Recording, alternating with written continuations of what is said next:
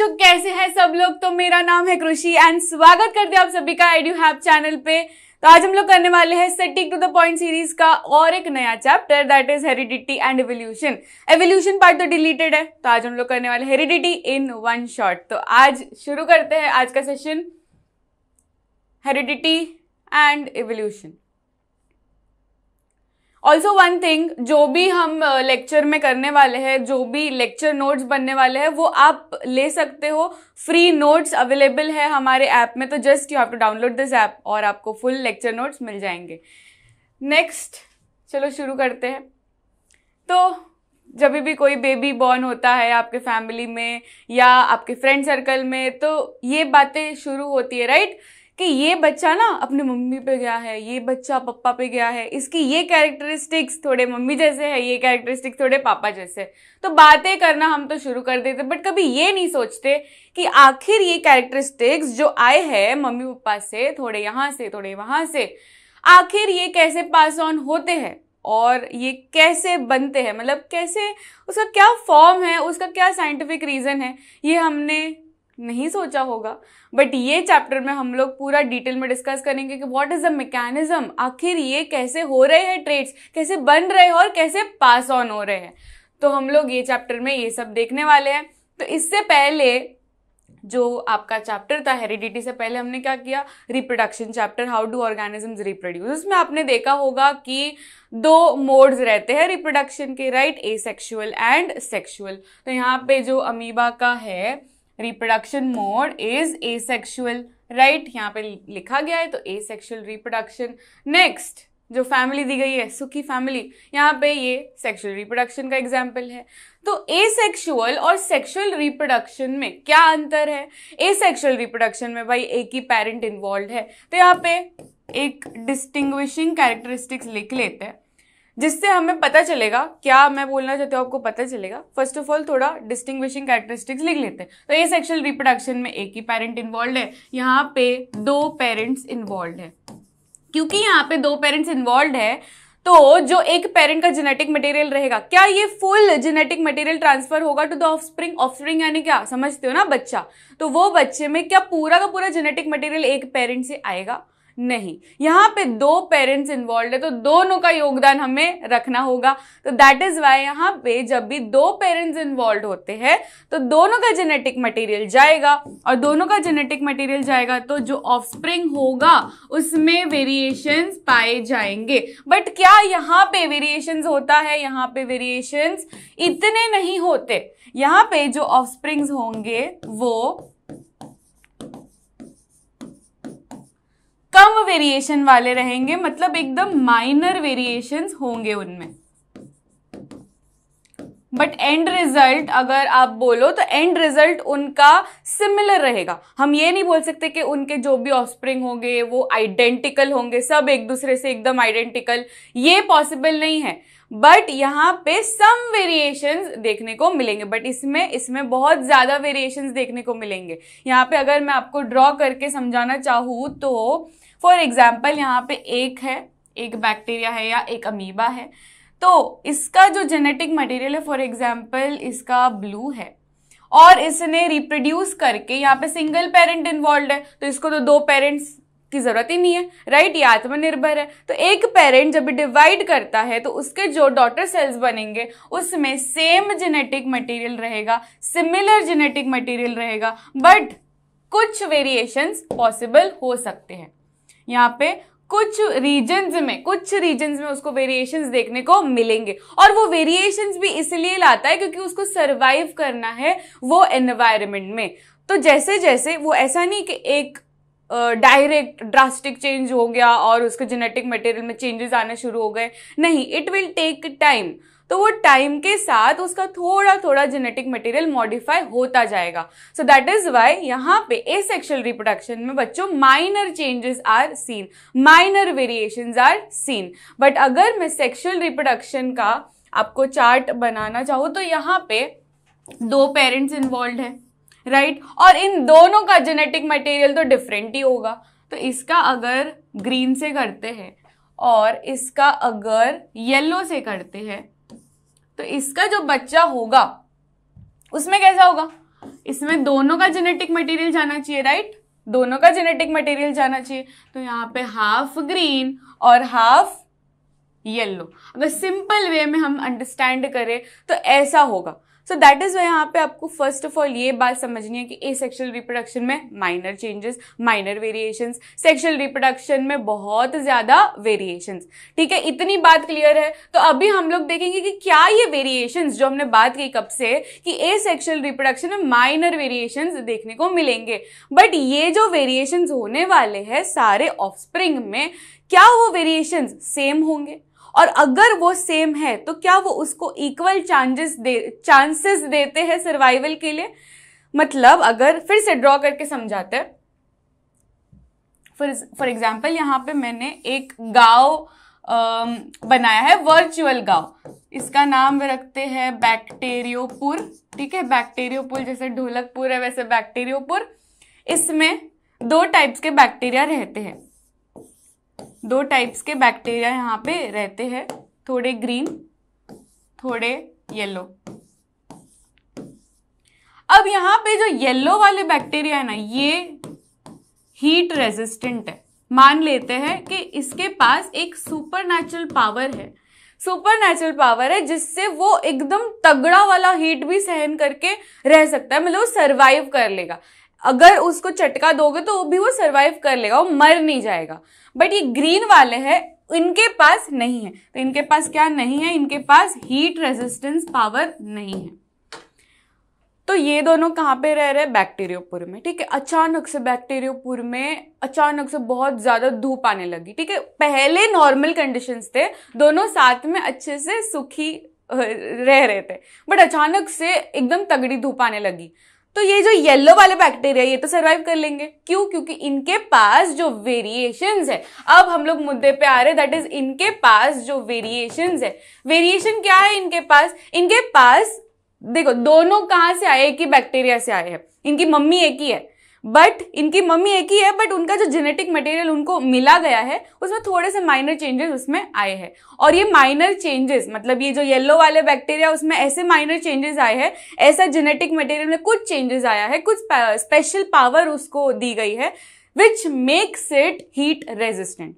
But जो green वाले हैं इनके पास वो वाला जो जीन है, वो वाला जो सुपरनैचुरल पावर देने के लिए वो जीन है, वो मॉडिफिकेशन हुआ ही नहीं। तो इसलिए ये लोग बेचारे रह गए, ऐसे ही मर गए। तो अभी जब भी ऐसी कंडीशन आती है, क्या कंडीशन आई कि तगड़ा धूप आया और इसमें से येलो वाले बच गए बट ग्रीन वाले मर गए।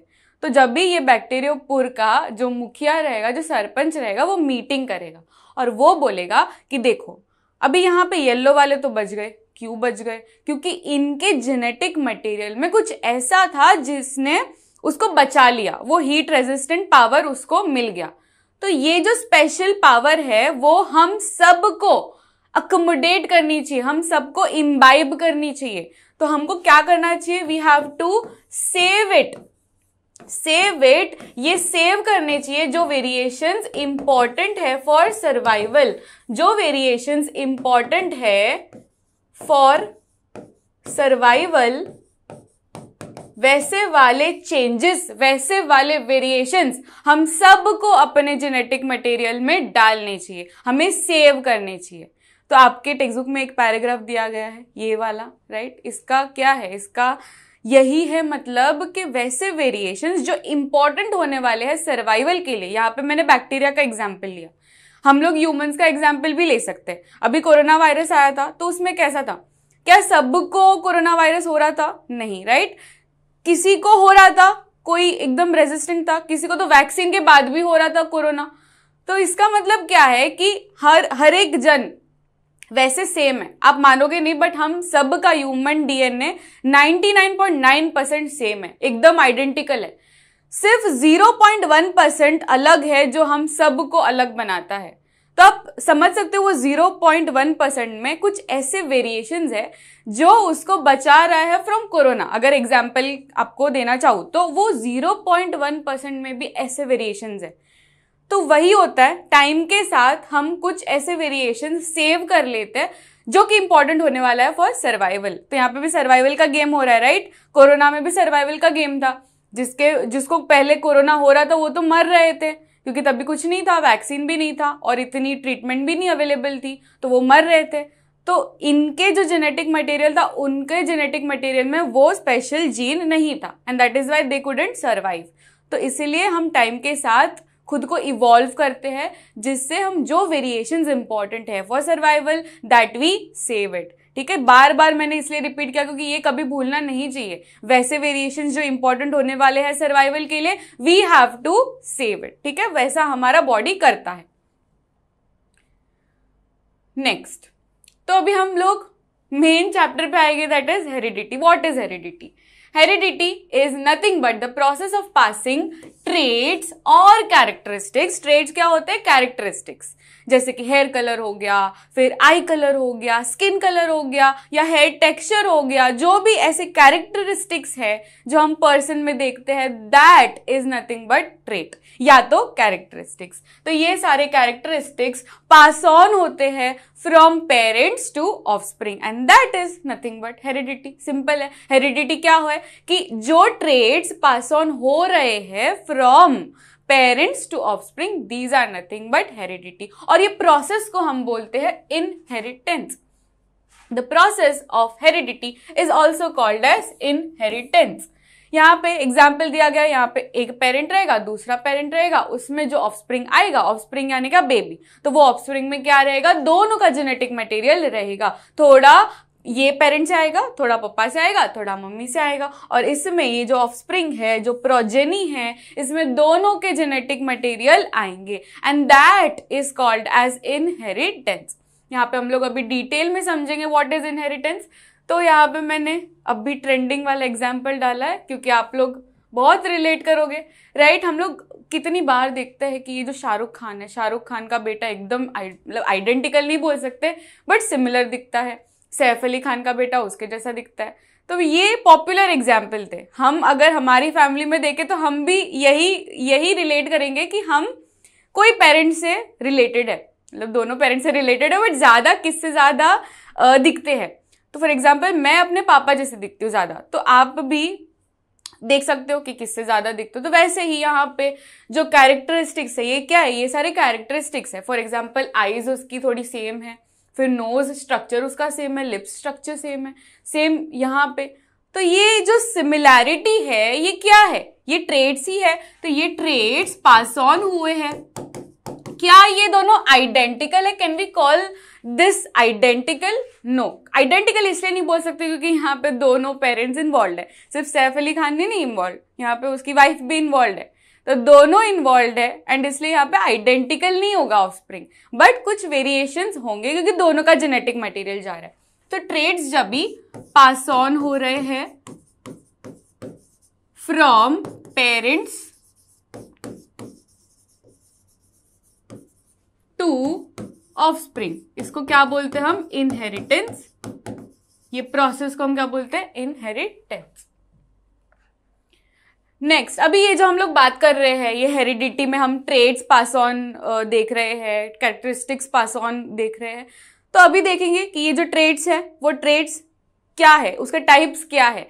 तो ये ट्रेड्स तो हमें समझ गया कि traits can be any characteristic feature of an organism. These traits can be inherited traits या तो एक्वायर्ड ट्रेड्स। क्या है? इसका दो क्लासिफिकेशन है, या तो वो हो सकते हैं इनहेरिटेड ट्रेड्स या तो वो हो सकते हैं acquired traits. Now we will first understand what is inherited traits. हमने पिछले ही स्लाइड में ये डेफिनेशन किया, right? Inheritance is what? The process of, कि उसमें वो प्रोसेस है जिसमें ट्रेड्स पास ऑन हो रहे हैं from parents to offspring, right? तो ये वाले जो ट्रेड्स होंगे कैसे होंगे? यहाँ पे ये जो ट्रेड्स रहेंगे वो पास ऑन होंगे। तो फर्स्ट पॉइंट हम लोग लिखेंगे कि ये जो ट्रेड्स है ये पास ऑन हुए हैं from parents to offspring. So these traits, inherited traits, we inherit from parents to offspring, right? ये सबको समझा? नाउ नेक्स्ट, ये जो ट्रेड्स हमें मिल गए हैं, फॉर एग्जाम्पल मुझे अपने पापा से थोड़े बहुत कैरेक्टरिस्टिक्स मिले, फॉर एग्जाम्पल आईज की बात कर लेते हैं, तो आईज सेम है, ठीक है, ये एक कैरेक्टरिस्टिक मुझे मिल गया। Now these characteristics I am able to transfer या इनहेरिट, ठीक है, ट्रांसफर करने की है क्षमता of inherited traits. For example जो भी आपको ट्रेट्स मिले हैं फ्रॉम योर पेरेंट्स, वो ट्रेट्स आप में आ गए। अब वो ट्रेट्स आप नेक्स्ट जनरेशन में भी पास ऑन कर सकते हो, तो आपने लिया वो दे भी सकते हो। तो ये इनहेरिटेड ट्रेट्स, सेकेंड पॉइंट क्या लिखोगे कि ये वाले जो ट्रेट्स होते हैं वो आप पास ऑन कर सकते हो to next generation. Next generation वो ट्रेट्स पास ऑन हो सकते हैं, ऐसा नहीं है जरूरी कि वो होंगे ही, क्योंकि दूसरा भी इन्वॉल्व है, दूसरा पेरेंट भी इन्वॉल्व है, तो कौन से ट्रेट्स जाएंगे to the offspring that depends, but हो सकते हैं। यहां पे रीजंस लिखना इंपॉर्टेंट है, inherited from parents to offspring. क्यों, आखिर क्यों इनहेरिट हुए फ्रॉम पेरेंट्स टू ऑफस्प्रिंग? क्योंकि यहां पे जो भी है, जो भी ट्रेट्स आए हैं वो जेनेटिक लेवल में आए हैं। वो क्या है, जेनेटिक लेवल में आए हैं। मतलब फॉर एग्जाम्पल आई कलर की बात करें तो वो जो हमारा डीएनए है ना, वो डीएनए में घुसा है, वो ट्रेट, वो जो जीन बनाने वाला है वो ट्रेट, वो जीन अंदर प्रेजेंट है, डीएनए के अंदर। आप समझ रहे हो, यहाँ पे डीएनए के अंदर वो चला गया है, तो इसलिए यहाँ पे जेनेटिक लेवल में वो इनहेरिटेड हो चुका है, and that is why there is a chance कि जो नेक्स्ट जनरेशन होगा उसमें भी पास ऑन होगा। नेक्स्ट इज कि हम पास ऑन कर सकते हैं टू नेक्स्ट जनरेशन। तो मेरे पास जो ट्रेट्स है वो मैं पास ऑन कर सकती हूँ टू द नेक्स्ट जनरेशन। उसका क्या है, उसका क्या रीजन हो सकता है? क्योंकि ये जो ट्रेट्स है ये रिप्रोडक्टिव टिश्यूज में प्रेजेंट है, ये रिप्रोडक्टिव टिश्यूज में प्रेजेंट है, एंड क्योंकि ये रिप्रोडक्टिव टिश्यूज में प्रेजेंट है तो चांसेस है कि हम नेक्स्ट जनरेशन में पास ऑन करेंगे। सिंपल है, राइट? यहाँ पे ये इनहेरिटेड ट्रेट्स का हो गया। Now we move on to acquired traits. Acquired traits वैसे ट्रेट्स होते हैं जो हम इनहेरिट नहीं करते, हम डेवलप करते हैं, वो स्किल्स डेवलप करते हैं। फॉर एग्जाम्पल स्विमिंग, सिंगिंग, ये सारे क्या है, ये सारे ट्रेट्स है, राइट? ट्रेट्स है, बट ये ट्रेट्स हम पेरेंट से नहीं लेते हैं।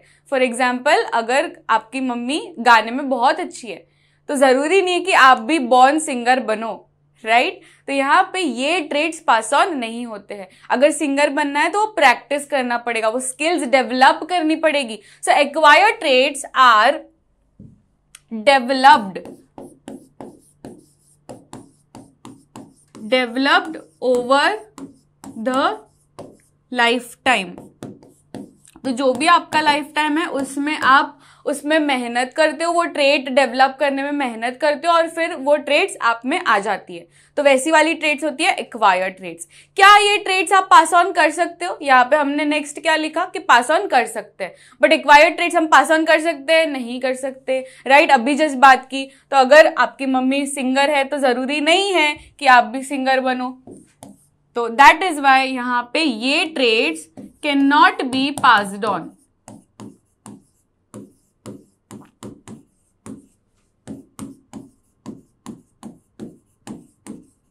Can not be passed on.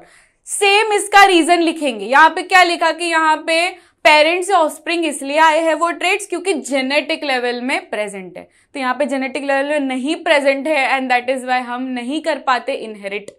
Second point क्या है कि second point, traits can not be passed on to next generation. क्यों? क्योंकि यहाँ पे रिप्रोडक्टिव टिश्यूज में नहीं प्रेजेंट है, वो ट्रेट्स गए ही नहीं है रिप्रोडक्टिव टिश्यूज में, तो कैसे पास ऑन होंगे? तो इसलिए यहाँ पे सोमैटिक टिश्यूज में प्रेजेंट हो सकते हैं, या तो नॉन रिप्रोडक्टिव टिश्यूज में वो हो सकते हैं traits, and that is why we are not able to pass on to the next generation. अब इसके एग्जाम्पल्स मैंने कुछ तो डिस्कस कर लिए, बट अभी आपको बोलना है मुझे कमेंट सेक्शन में कि उसके क्या एग्जाम्पल्स। यहाँ पे कुछ पिक्चर्स मैंने डाले हैं, दो टाइप्स के ट्रेट्स है, इनहेरिटेड एंड एक्वायर्ड। तो आपको मुझे कमेंट सेक्शन में बताना है। यहाँ पे लेबलिंग भी किया गया है, ABCD फिर EF, ऐसा किया है लेबलिंग। तो आपको लिखना है ABCD EF कौन कौन से है, ठीक है? ये आपका होमवर्क रहने वाला है। सो कमेंट सेक्शन में आपको बताना है। तो हमने देखा कि भाई ट्रेड्स तो पास ऑन हो रहे हैं, इनहेरिटेड ट्रेड्स पास ऑन हो रहे हैं from parents to offspring, but ये किसी को समझ नहीं आ रहा था। पहले के टाइम में किसी को समझ नहीं आ रहा था कि भाई ये पास ऑन हो रहे हैं, बट आखिर उसका लॉजिक क्या है। तो यही जो बच्चा ऐसा सोच रहा है वैसे ही हम सब सोच रहे थे तभी कि on what logic this characters are transferred. Characters यानी क्या, ट्रेड्स। तो ये ट्रेड्स जो है, ये ट्रेड्स कैसे पास ऑन हो रहे हैं from one generation to next generation. तो यहाँ पे अगर एक पेरेंट है, यहाँ पे दूसरा पेरेंट है, जो ऑफस्प्रिंग आने वाला है, जो बेबी आने वाला है, उसमें थोड़े थोड़े ट्रेड्स कैसे पास ऑन हो रहे हैं। इसका थोड़ा ट्रेट आ रहा है, इसका थोड़ा ट्रेट आ रहा है, और बेबी में कुछ अलग से थोड़े वेरिएशंस मिला के वो सारे ट्रेड्स मिक्स हो रहे हैं। तो उसका लॉजिक क्या है वो समझ में नहीं आ रहा था। तो इसलिए मेंडल चाचा की एंट्री होती है, ग्रेगोर मेंडल। तो ये ग्रेगोर मेंडल पहले तो मोनास्ट्री में रहते थे, बट उन्होंने देखा कि ये ट्रेड्स, उनको बहुत इंटरेस्टिंग लगा ये टॉपिक कि ये जो ट्रेड्स पास ऑन हो रहे हैं from one generation to next generation, इसका लॉजिक क्या है, इसका तो मैं जवाब लेके रहूंगा। तो he started doing experiment. Starting में उन्होंने माइस से स्टार्ट किया, बट क्योंकि वो मोनास्ट्री में थे तो उनके गुरुजी और सब बोल रहे हैं ये क्या कर रहा है, तो ये नहीं, हमें नहीं शोभा देता है, तो अभी हम लोग प्लांट्स में करेंगे। तो बेचारे मेंडल को क्या करना पड़ा, प्लांट्स चूज करना पड़ा as a model for doing his experiments. तो यूं ही एक बार ऐसे ही बैठे थे, ठीक है, खाने में बना था आज मटर पनीर, और मटर पनीर बना था तो उन्होंने सोचा कि चलो आज मटर पनीर बना है, मुझे अभी आइडिया आ रहा है, मैं मटर को ही लूंगा एज माय प्लांट मॉडल। ठीक है, तो ये ग्रेगोर मेंडल ने क्या किया, उन्होंने स्टार्ट किया एक्सपेरिमेंट करना, एंड इसलिए इनको ये भी बोला जाता है फादर ऑफ इनहेरिटेंस, क्योंकि ये उन्होंने ढूंढ के निकाला, राइट। फादर ऑफ इनहेरिटेंस या तो father of heredity.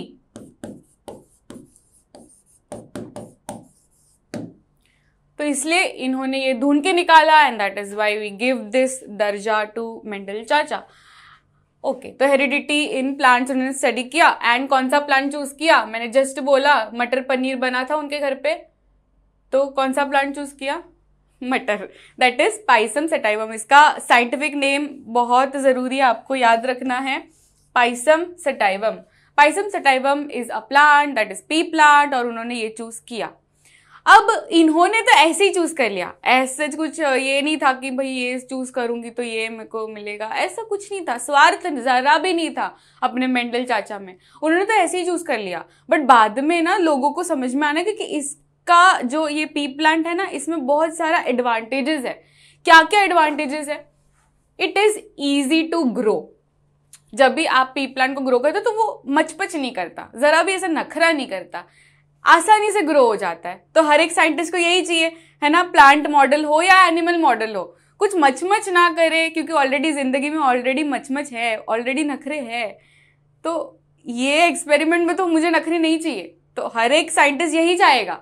That is why easy to grow है, तो इसलिए ये चूज किया जाता है। नेक्स्ट पॉइंट इज इसकी शॉर्ट लाइफ साइकिल है। लाइफ साइकिल यानी क्या कि कोई भी ऑर्गेनिज्म एक एज पे आके मेच्योर होता है, और वो मेच्योर होने के बाद इट कैन रिप्रोड्यूस, मतलब वो बच्चे पैदा कर सकता है। तो सेम गोज विथ प्लांट्स। तो प्लांट्स में भी एक सर्टेन होता है, एज होती है कि इतने साल बाद या इतने महीने बाद या इतने वीक बाद या इतने दिन बाद वो मेच्योर होगा और फिर it can reproduce.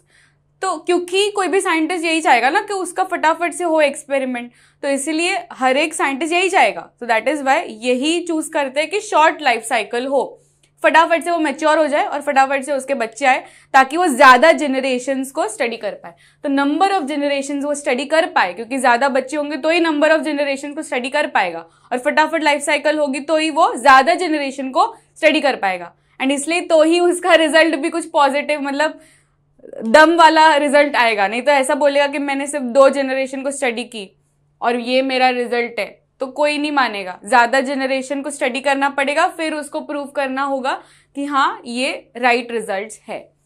Next is कि मेनी ऑफस्प्रिंग आते हैं, ये हमने डिस्कस कर लिया कि एक ही साथ उसके बहुत ज्यादा ऑफस्प्रिंग आते हैं, और ये इसलिए जरूरी है क्योंकि कभी भी एक्सपेरिमेंट करते तो जरूरी नहीं है कि वो एक्सपेरिमेंट एकदम सक्सेसफुल हो, फेलियर ज्यादा आते हैं और सक्सेसफुल एक्सपेरिमेंट कम ही होता है। तो इसलिए we have to be prepared, हमेशा स्टॉक रेडी होना चाहिए कि अगर कोई भी एक्सपेरिमेंट में गलती हो जाती है या गलत रिजल्ट्स आते हैं तो हम दूसरे फिर पी प्लांट को यूज करके डायरेक्ट फिर से वही एक्सपेरिमेंट शुरू करें। सो स्टॉक रेडी होना चाहिए and that is why many offspring जो प्रोड्यूस करे वैसा प्लांट हमें लेना है और पी प्लांट बहुत अच्छा चॉइस है। Next is ease in manipulating यानी कि चेंज करना। चेंजेस आप आसानी से ला सकते हो अगर ऐसा एक्सपेरिमेंट कर रहे हो। फॉर एग्जाम्पल यहाँ पे 2 पी प्लांट्स मैं स्टडी कर रही हूँ। ये फर्स्ट जो पी प्लांट है वो फर्स्ट पी प्लांट में मैं height as a characteristic study कर रही हूँ, height as a trait study कर रही हूँ। Next is for example seed colour study कर रही हूँ। अब मैंने इन दोनों का स्टडी कर लिया, ठीक है, इन दोनों के ऑफस्प्रिंग जो आए, उनकी जो जनरेशन आई वो मैंने स्टडी कर ली। अब मेरा मन हो रहा है नहीं, अभी मेरे को सीड कलर नहीं करना, मुझे सीड शेप करना है स्टडी। तो हम क्या कर सकते हैं, if we want to use another trait या अनदर प्लांट, हम आसानी से जो थर्ड प्लांट रहेगा वो थर्ड प्लांट के पोलन ग्रेन्स लेंगे और ये फर्स्ट प्लांट में डाल देंगे। तो अभी इन दोनों का क्रॉस हम कर रहे हैं, आप समझ रहे हो। तो यहाँ पे हम क्रॉसिंग खुद के हिसाब से कर सकते हैं। एज सच कोई रूल नहीं है कि ये दोनों का ही क्रॉसिंग करना है और ये दोनों प्लांट्स का ही स्टडी करना है।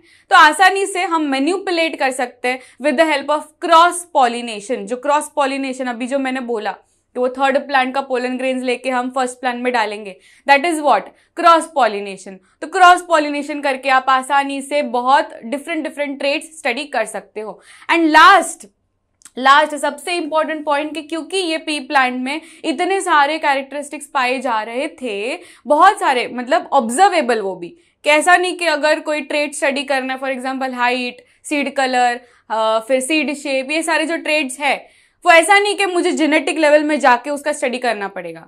आई कैन सी, सिर्फ देख के समझता है, हाइट समझता है, सीड कलर समझता है, राइट, सीड शेप समझता है, सब देखने से समझता है। तो ऑब्जर्वेबल ट्रेट्स उसमें पाए गए हैं, ऑब्जर्वेबल ट्रेट्स पाए गए हैं, तो इसलिए फर्स्ट। नेक्स्ट है कि वो ऑब्जर्वेबल ट्रेट्स के भी 2 वेरिएंट्स है, 2 कॉन्ट्रास्टिंग फॉर्म्स है। कॉन्ट्रास्टिंग यानी क्या कि 2 आपको ऑप्शंस मिलेंगे, ऑल्टरनेट ऑप्शंस मिलेंगे। जैसे मटर पनीर, जब भी रेस्टोरेंट में जाते हो मटर पनीर मंगाते हो तो होते ना ऑप्शंस, उसके साथ क्या, बटर रोटी कुलचा, बटर रोटी के कुलचा। तो वैसे यहाँ पे कॉन्ट्रास्टिंग कैरेक्टरिस्टिक मिलेंगे। फॉर एग्जाम्पल अभी साइंटिफिक वे में थोड़ा स्टडी करते हैं। फॉर एग्जाम्पल अगर आप height as a trait study कर रहे हो, ठीक है, height as a trait study कर रहे हो, तो इसमें आपको 2 कॉन्ट्रास्टिंग ऑप्शंस मिलेंगे, एक बटर रोटी एक कुलचा, ठीक है, बटर रोटी और कुलचा, एक टॉल एक ड्वार्फ। अब ज्यादातर के लोग बटर रोटी ऑर्डर करते हैं, कुलचा होते हैं, कुलचा थोड़ा करते हैं, बट बटर रोटी सबसे ज्यादा करते हैं। तो एक ऐसा ट्रेट रहेगा जो हमेशा ज्यादा होगा, दैट इज डोमिनेंट। ये क्या है, अपना बटर रोटी, ये डोमिनेंट, और ये क्या है, रेसेसिव। मतलब ऐसा नहीं है कि इसको कोई यूज ही नहीं करता, कुलचा कोई लेता ही नहीं है, लेते हैं बट कम लोग लेते हैं, तो वैसा रेसेसिव है। ज्यादा मेजोरिटी क्या है, डोमिनेंट, मतलब वो एकदम निखर के आएगा। तो आप समझ रहे हो, एनालॉजी समझ रहे हो थोड़ा, कि हमेशा इसका जो है कैरेक्टरिस्टिक्स वो कॉन्ट्रास्टिंग फॉर्म्स में देख गए। And that is why pea plant बहुत ही अच्छा प्लांट है ये स्टडी करने के लिए, क्रॉसिंग वाले एक्सपेरिमेंट्स करने के लिए। अब हम देखेंगे कि उसके डिटेल क्या है। हमने अभी बात की ना लास्ट पॉइंट कि कॉन्ट्रास्टिंग फॉर्म्स में ऑब्जर्वेबल ट्रेट्स देखे गए, तो कौन कौन से ट्रेट्स है उसने देखो टोटल 7 ट्रेट्स में फोकस किया, 7 ट्रेट्स में फोकस किया। ये सारे ट्रेट्स है, फ्लावर कलर, फिर plant height, seed colour, seed shape, pod colour, pod shape, flower position, ये सारे ट्रेट्स है। इसमें 2 कॉन्ट्रास्टिंग फॉर्म्स मिलते हैं आपको, 2 ऑप्शन मिलेंगे, बटर रोटी कुलचा, ठीक है। तो यहाँ पे जो ऊपर वाले दी गए हैं ये बटर रोटी अपना डोमिनेंट है, और नीचे वाले जो ऑप्शंस है ये रेसेसिव है। ये चार्ट आपको स्टडी करना है, इस पे क्वेश्चन बन सकते हैं, केस बेस्ड क्वेश्चन। तो हमेशा ये स्टडी करना है कि कौन सा डोमिनेंट है। ये सारे क्या है, ये सारे ट्रेट्स है, ये सारे ट्रेट्स का आपको स्टडी करना है कि कौन सा डोमिनेंट है कौन सा रेसेसिव है। फॉर एग्जांपल सीड कलर की बात करें तो सीड कलर में yellow is the dominant and green is the recessive. वैसे ही सीड शेप की बात करें तो राउंड इज डोमिनेंट और रिंकल्ड क्या है, recessive. Height as a trait की बात करें तो टॉल क्या है, डोमिनेंट, एंड ड्वार्फ क्या है, रेसेसिव। तो वैसा आपको समझना है हमेशा। नेक्स्ट पॉइंट मैं आपको बता रही हूँ, डोमिनेंट और रेसेसिव में से क्या होता है ना, अभी हमने बटर रोटी कुलचा कर लिया, वो अभी अभी जाने दो, अभी नेक्स्ट एनालॉजी। अभी हम डोमिनेंट को क्या समझेंगे, बड़ा भाई, ठीक है, बड़ा भाई डोमिनेंट, रेसेसिव यानी छोटा भाई। तो अभी सिनेरियो समझना है आपको, डोमिनेंट और रेसेसिव। देखो दो ट्रेड्स की बात की, डोमिनेंट और रेसेसिव। डोमिनेंट यानी बड़ा भाई, तो फॉर एग्जाम्पल ये लोग एक सभा में गए हैं, बड़ा भाई और छोटा भाई सभा में गए हैं। 3 सिनेरियोस बनाएंगे यहां पे, ये बड़ा भाई, ये छोटा भाई। दूसरे सिनेरियो में दोनों बड़े भाई गए और तीसरे सिनेरियो में दोनों छोटे भाई गए।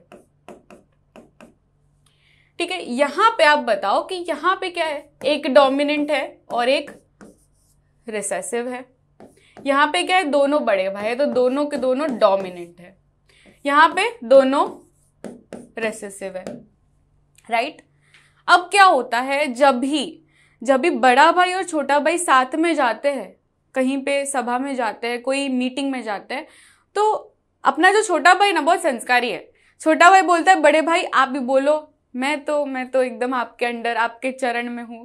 तो वैसा ही जो छोटा भाई है वो नहीं बोलता, तो दैट इज रेसेसिव।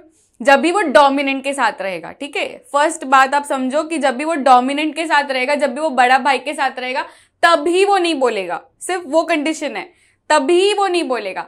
बट जब भी वो दोनों छोटे भाई है, ठीक है, दोनों अगर छोटे भाई है और दोनों साथ में जा रहे हैं, तो तभी वो लोग बोलेंगे, क्योंकि तभी बड़ा भाई उसके साथ नहीं है। तो ये समझना है हमेशा। रेसेसिव ट्रेट का भी हम एक्सप्रेस करेंगे जब भी there is an absence of dominant trait. जब भी बड़ा भाई नहीं होगा तो वो खुलकर बोलेगा, कौन, रेसेसिव। तो अगर मैं बोलूं कि ये वाला एग्जाम्पल है, ठीक है, ये ट्रेट का कौन सा ट्रेट है, ये हाइट का ट्रेट की मैं बात कर रही हूं। कैपिटल यानी डोमिनेंट, स्मॉल लेटर यानी रेसेसिव।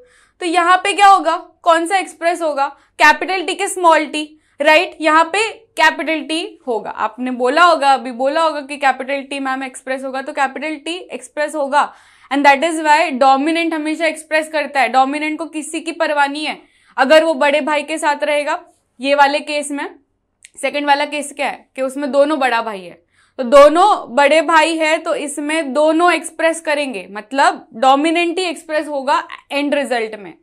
बट अगर वो छोटे भाई के साथ है तो वो ही हमेशा बोलेगा, डोमिनेंट ही हमेशा बोलेगा। तो डोमिनेंट ट्रेट क्या है, it is the one that expresses itself in the presence और एब्सेंस। उसको कुछ फर्क नहीं पड़ता, प्रेजेंस हो या एब्सेंस हो, छोटा भाई हो मेरे साथ या ना हो, मैं तो एक्सप्रेस हमेशा करूंगा। बट रेसेसिव क्या है, रेसेसिव बोलता है बड़ा भाई होगा ना मेरे साथ तो मैं एक्सप्रेस नहीं करूंगा, बट अगर मैं सिर्फ छोटे भाई के साथ हूं तो मैं एक्सप्रेस करूंगा। ये बात आपको समझ गई होगी। अब डोमिनेंट में हमेशा ये याद रखना है कि जो भी ट्रेट आप बात कर रहे हो वो कैपिटल में लिखना है और वही लेटर का स्मॉल होना चाहिए, वर्जन स्मॉल वर्जन होना चाहिए ऑफ रेसेसिव। बच्चे अक्सर कंफ्यूज होते हैं, फॉर एग्जाम्पल ये स्मॉल टी कैपिटल टी का आप नहीं होंगे कंफ्यूज, बट अगर मैं दूसरा कोई ट्रेट आपको पूछूं कि सीड कलर, सीड कलर में क्या है, डोमिनेंट येलो है, राइट, येलो, तो तभी आप बोलोगे कि कैपिटल वाई होगा। रेसेसिव में फिर आप कभी कभी बोलते हैं बच्चे, मैंने ऐप में पढ़ा है तो तभी ऐसा बोल रहे थे स्मॉल जी, ये गलत है, राइट, स्मॉल जी नहीं है, क्योंकि यहाँ पे आपने वाई लेटर को चूज किया तो उसका रेसेसिव भी वाई ही होगा, वाई होगा, बट उसमें स्मॉल वर्जन में लिखोगे, राइट। ये कभी नहीं भूलना, ये आपको ऐसा घुमाएंगे बट कभी नहीं भूलना, स्मॉल वाई रहेगा रेसेसिव में, ठीक है। अगर दूसरा ट्रेट लेते हैं, seed shape, seed shape, seed shape में राउंड है, राउंड क्या है, राउंड डोमिनेंट है, तो तभी आप कैपिटल आर लिखोगे, राइट। उसका ही contrasting form that is recessive, wrinkled है, तो रिंकल्ड में क्या स्मॉल डब्ल्यू लिखोगे, नहीं, यहां पे क्या करोगे, स्मॉल आर करोगे। इज दिस अंडरस्टूड, यहाँ पे कुछ आपको डाउट नहीं होगा। नेक्स्ट जाते हैं, next move on, that is important terms. यहाँ पे कुछ इंपॉर्टेंट टर्म्स आपको हमेशा याद रखने हैं जो कि ये फुल चैप्टर में बार बार रिपीट होने वाले हैं। तो फर्स्ट इज अलील। अलील क्या होता है, अलील, यहाँ पे अलील क्या होता है, different forms of a gene. अब समझो, ठीक है, जीन क्या होता है फर्स्ट ऑफ ऑल ये समझते हैं, फिर जाएंगे अलील के पास। जीन ना हमारे डीएनए में होता है।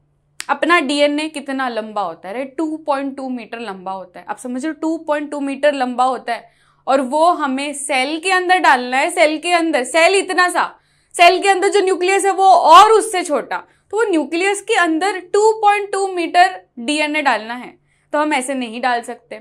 एंड दैट इज वाई वो कंडेंस्ड फॉर्म में प्रेजेंट होता है। तो वो कंडेंस्ड फॉर्म यानी का कि एकदम कॉइल करके हम एकदम लपेटेंगे वो डीएनए को, और वो शेप क्या बन जाएगा, एक क्रोमोसोम बन जाएगा। ठीक है, इमेजिन करो क्रोमोसोम के शेप में हमने डीएनए को लपेटा हुआ है क्या इसके अंदर? क्रोमोसोम अलग चीज है क्या? डीएनए से अलग चीज है? नहीं, डीएनए को ही हमने लपेटा है, क्रोमोसोम के शेप में उसको लपेटा है, दैट्स द थिंग, कुछ अलग बात नहीं है। तो क्रोमोसोम को जब भी मैंने खोला तो क्या निकला? डीएनए निकला। ठीक है, इमेजिन हो रहा है, डीएनए निकला। अब ये डीएनए में से अगर मुझे सिर्फ एक पर्टिकुलर टुकड़े की बात करनी है, ठीक है, यहां पे एक ड्रॉ करते हैं। अगर ये जो डीएनए है, अगर मुझे सिर्फ ये पर्टिकुलर टुकड़े की बात करनी है, तो ये टुकड़ा क्या है? This fragment is called as gene. बस यही है जीन। तो जीन और डीएनए में क्या फर्क है कि जीन उसका ही डीएनए का टुकड़ा है, उसी का फ्रैगमेंट है। एक डीएनए में जो 2.2 मीटर मैंने बोला ना, एक डीएनए में लगभग पाया गया है कि 25 to 30,000 जीन्स है। इतने सारे जीन्स है, क्योंकि हर एक टुकड़ा रहेगा और हर एक सेक्शन नहीं बनाएगा आगे जाके प्रोटीन, बट थोड़े थोड़े जीन्स रहेंगे जो आगे जाके प्रोटीन बनाएंगे। अच्छा, और एक बात याद रखना है कि जीन्स हमेशा आगे जाके प्रोटीन बनाएंगे। ये आंख बंद करके मेरे साथ रिपीट करो कि हर एक बार जो जीन रहेगा, मतलब हर एक जीन नहीं बट जो मेजॉरिटी जो जीन रहता है, वो लास्ट में उसका वही जॉब है कि उसको लास्ट में एक प्रोटीन बनाना है। ठीक है, वो बॉर्न हुआ है, पैदा हुआ, तब से उसको बोला गया है कि तुझे बड़े होके क्या करना है, उसको सिर्फ प्रोटीन बनाना है। तो यहाँ पे क्या हुआ, हमने स्टार्टिंग में स्टोरी में एक क्रोमोसोम लिया, वो क्रोमोसोम को खोला तो डीएनए मिला, वो डीएनए में से एक टुकड़े की बात की तो दैट इज जीन, और ये जीन लास्ट में एक प्रोटीन बनाएगा। अब ये सब क्यों रामायण में क्यों बोल रही हूँ? क्योंकि जो भी हम बात कर रहे हैं ना ये पूरे चैप्टर में कि ये ट्रेट वो ट्रेट, ये जो ट्रेट है, फॉर एग्जाम्पल आई कलर की बात करें तो आई कलर में अगर ब्लू कलर आ रहा है, वो आईज में ब्लू कलर आ रहा है, तो वो ब्लू कलर कैसे आ रहा है? ये जीन्स जो प्रोटीन बना रहा है ना, वो प्रोटीन ही रिस्पॉन्सिबल है आई कलर का ब्लू कलर देने के लिए। दूसरा एग्जाम्पल लेते हैं हाइट अगर टॉल है तो वो टॉल क्यों है? क्योंकि उसके डीएनए में वैसा जीन है जो कि वो प्रोटीन बना रहा है, जो आगे जाके उसको हाइट प्रोवाइड कर रहा है। अब समझा आपको कैसे वो ट्रेट्स पास ऑन नहीं बट कैसे वो ट्रेट्स हमें दिखते हैं, कैसे एक्सप्रेस हो रहे हैं, क्योंकि ये जेनेटिक लेवल में सब कुछ हो रहा है। क्रोमोसोम के बाद डीएनए के बाद जेनेटिक लेवल के बाद प्रोटीन लेवल, फिर वो प्रोटीन एक बार बन गया बॉडी में, फिर वो रिस्पॉन्सिबल होगा वो ट्रेट एक्सप्रेस करने के लिए। ठीक है, यहाँ पे एक छोटा सा फ्लो चार्ट लिख लेते हैं कि ये जो डीएनए है, ये डीएनए का अगर हम जीन ले, वो जीन में से एक प्रोटीन बनेगा और ये प्रोटीन लास्ट में एक ट्रेट एक्सप्रेस करेगा। ठीक है, इतना डिटेल हम क्यों कर रहे हैं? क्योंकि इसके ऊपर आपको केस बेस्ड क्वेश्चन पूछ सकते हैं। क्यों हम डायरेक्ट जो नॉर्मल कॉन्सेप्ट है वही पढ़े, है ना? डिटेल में करना चाहिए कि नहीं करना चाहिए? करेंगे तो ही हमें समझेगा उसका नॉलेज क्या है, उसका डिटेल क्या है। और एक बार डिटेल समझ गया ना तो आपको कोई भी केस बेस्ड क्वेश्चन पूछे आप हर एक सॉल्व कर सकते हो। बस ये नॉलेज होनी चाहिए कि ट्रेट एक्सप्रेस होते कैसे, प्रोटीन्स से होते हैं। ठीक है, अब अलील क्या होता है? ये जो जीन है, ये मैंने एक पेरेंट में बात की, राइट? हम कैसे आते हैं? हम तो सेक्सुअल रिप्रोडक्शन से आते हैं और सेक्सुअल रिप्रोडक्शन में तो 2 पेरेंट्स इन्वॉल्व है। तो यहाँ पे जो डीएनए होगा एक पेरेंट का, फॉर एग्जाम्पल मम्मी का बात कर रहे हैं तो मम्मी के डीएनए में एक जीन होगा, वो जीन रिस्पॉन्सिबल होगा आई कलर देने के लिए। फॉर एग्जाम्पल एक ऑफस्प्रिंग है, उसकी मम्मी जो है, उसकी मम्मी की आईज ब्लू कलर है, ब्लू आईज है। तो ब्लू आईज क्यों है? क्योंकि उसके डीएनए में एक जीन है जो ब्लू कलर के लिए रिस्पॉन्सिबल है। ये मम्मी का हो गया। अब पप्पा का बात करें तो पप्पा की आईज ब्राउन है, तो उनके डीएनए में कैसा है? डीएनए में जीन है जो कि ब्राउन कलर देने के लिए रिस्पॉन्सिबल है। अब जो ऑफस्प्रिंग आएगा उसमें कैसा होगा, आधा जेनेटिक मटेरियल यहां से, आधा जेनेटिक मटेरियल यहां से। इसका मतलब है कि वो जो जीन है, जीन एक ही है, जीन हम बात कर रहे हैं एक ही की, that is I colour gene. क्या बोल सकते हैं हम, अगर नॉर्मल टर्म्स में बोले, सिंपल टर्म्स में बोले, तो हम एक ही जीन की बात कर रहे हैं, that is I colour gene.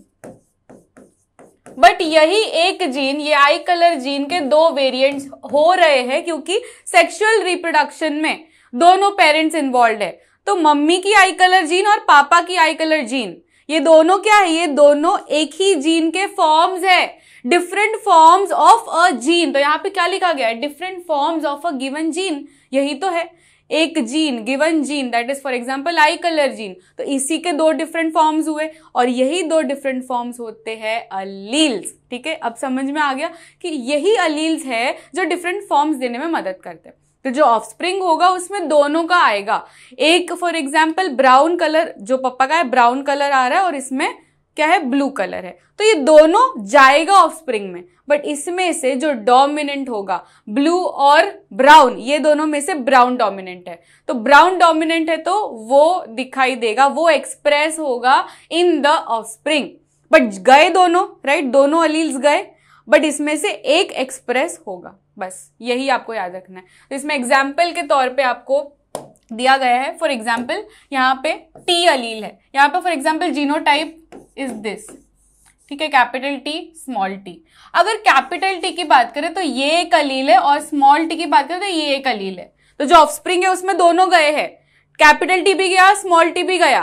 तो ये जो जीन है, हाइट वाली जीन, उसमें दोनों गए, दोनों अलील्स गए। ये क्या है, ये कैपिटल टी एक सिंगल अलील है, स्मॉल टी एक सिंगल अलील है, तो ये दोनों अलील्स गए इन द ऑफस्प्रिंग। अब इसमें से जो डोमिनेंट होगा, दैट इज कैपिटल टी, ये एक्सप्रेस कर लेगा ऑफस्प्रिंग में, ये एक्सप्रेस हो जाएगा, और स्मॉल टी बेचारा बैठा रहेगा क्योंकि वो छोटा भाई है। तो वही यहाँ पे लिखा गया है, स्मॉल टी और capital T. Capital T allele responsible for tallness, right, ये क्या काम करेगा, टॉलनेस देने के लिए, और स्मॉल टी क्या करेगा, ड्वार्फनेस देने के लिए। बट इन दोनों में से जो डोमिनेंट होगा वो जीत जाएगा, बस यही बात लिखी गई है। नेक्स्ट इंपॉर्टेंट टर्म क्या है, फिनोटाइप और जीनोटाइप। भाई ये फिनोटाइप क्या है, नाम से ही हमें समझता है कि फिनोटाइप यानी फिजिकल अपीयरेंस। जब भी आप कोई भी ट्रेट की बात करो, फॉर एग्जांपल हाइट, तो हाइट आप देख के समझते हो ना कि दो इंडिविजुअल्स अगर खड़े हैं आपके सामने, एक लंबा एक थोड़ा शॉर्ट है, तो वो देखने में समझता है, हमें फिजिकल अपीयरेंस से समझता है। तो वैसा वाला जो है वो क्या बोलेंगे उसको, it refers to that physical appearance. सिर्फ फिजिकल अपीयरेंस से समझेगा तो दैट इज फिनोटाइप। अगर फिजिकल अपीयरेंस से नहीं समझ रहा है, अगर मुझे उसका जेनेटिक लेवल में जाना पड़ रहा है, दैट इज जीनोटाइप। अब हम समझेंगे कि क्यों जीनोटाइप में क्यों जाना है, क्यों इतना डिटेल में क्यों करना है। देखो फॉर एग्जाम्पल, मैंने अभी क्या एग्जाम्पल दिया कि एक टॉल है, एक शॉर्ट है, और एक टॉल है। तो अगर मैं सिर्फ ऐसे देखूं, सिर्फ ऑब्जर्व करूं, तो मैं बोलूंगी कि जो फर्स्ट और थर्ड है ये दोनों टॉल है। तो इसका मतलब है कि इनका जो जेनेटिक मटेरियल है, जेनेटिक लेवल में भी वो लोग सेम होंगे, राइट। मैं अगर मुझे इतनी नॉलेज नहीं है जीनोटाइप की तो मैं तो यही बोलूंगी। बट एक्चुअल में क्या होता है, इसमें जो टॉलनेस प्रोवाइड कर रहा है, ये टॉलनेस दो तरीके का हो सकता है। टॉलनेस दे रहा है, बट ये टॉलनेस दो टाइप्स में आ सकते हैं। या तो इसका जीनोटाइप है कैपिटल टी स्मॉल टी, या तो उसका जीनोटाइप है कैपिटल टी, राइट। दो पॉसिबिलिटीज होती है, या तो उसका दोनों अलील्स कैपिटल टी है, तो दोनों बड़े भाई है तो टॉलनेस तो होने ही वाला है एक्सप्रेस। दूसरा पॉसिबिलिटी है कि ये छोटे भाई के साथ है, तो भी इसका tallness as a trait express होगा। तो अगर मुझे ये समझना है कि कौन सा हेटेरोजाइगस है, कौन सा होमोजाइगस है, नेक्स्ट टर्म्स हम लोग समझेंगे, और टर्म्स आ रहे हैं। होमोजाइगस और हेटेरोजाइगस करके टर्म्स होते हैं। होमोजाइगस यानी क्या कि अगर दोनों अलील्स सेम है, अगर दोनों अलील्स सेम है तो ये होगा होमोजाइगस। अगर दोनों अलील्स डिफरेंट है, यहां पे एक कैपिटल एक स्मॉल है, तो ये क्या है, ये हेटेरोजाइगस है।